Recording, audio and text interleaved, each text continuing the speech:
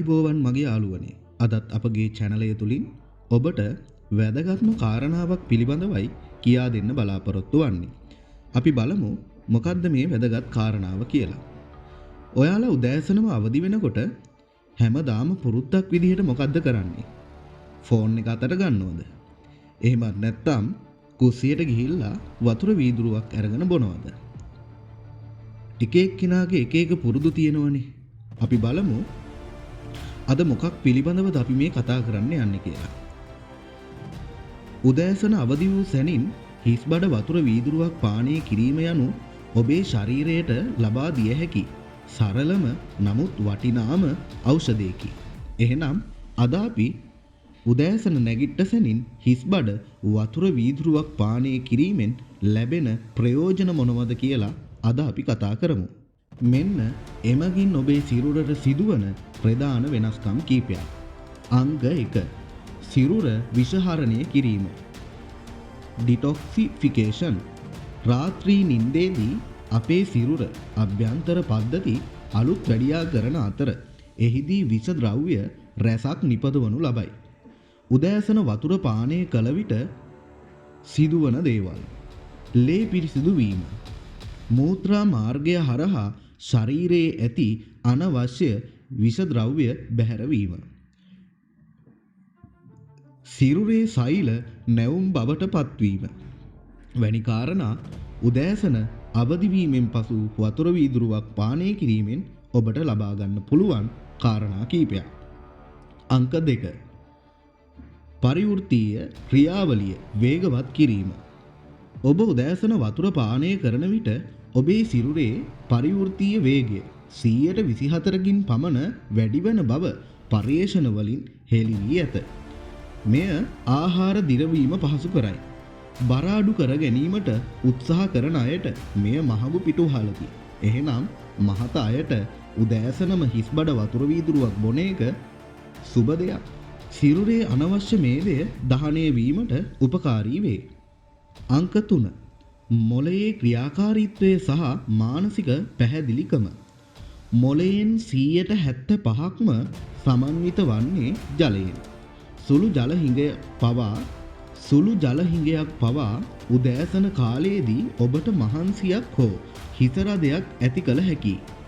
වතුර පානය කිරීමෙන් මොළයට ලැබෙන ඔක්සිජන් ප්‍රමාණය වැඩි වේ.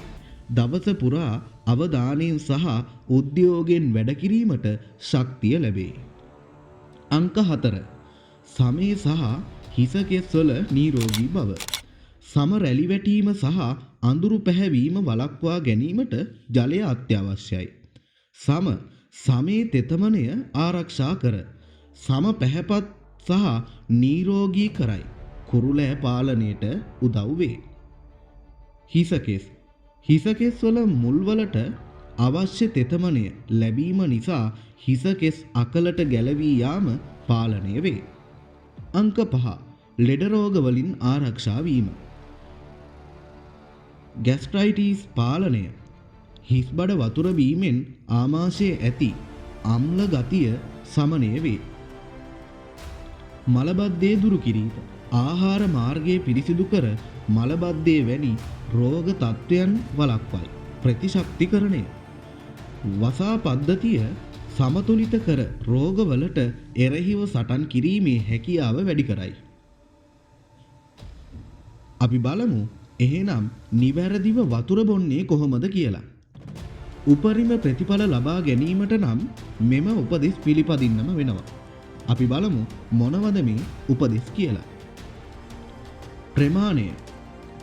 වීදුරු 2ක් හෝ 3ක් මිලිලීටර 500ක් 600ක් පමණ බොන්න පුරුදු වෙන්න. උෂ්ණත්වය.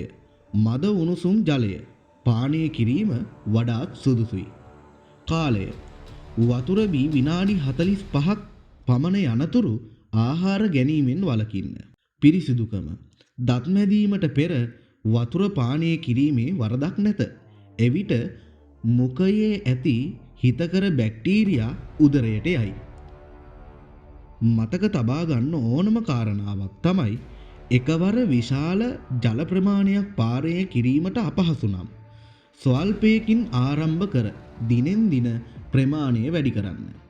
උදෑසන අවදි වූ සැනින් අප පුරුද්දක් වශයෙන් වතුර බොන එක පුරුද්දක් කරගත්තොත් අපේ ජීවිතයට මොන තරම්නම් වටිනා කියන විපාක කීපයක්ම අපේ ජීවිතයට ලැබෙනවා. එහෙනම් ඔයාලත් අද ඉඳලා මේ පුරුද්ද ඇති කරගන්න. උදේ නැගිට්ට සැනින් වතුර එකක් බොන්න පුරුදු වෙන්න. ශරීරයට හිතකරම දෙයක් තමයි උදෑසන නැගිට්ට සැනින් හිස් බඩට වතුර එකක් පානය කරන එක. එහෙනම් මෙවන් වූ තොරතුරු සමග අපි නැවත හමු වෙමු.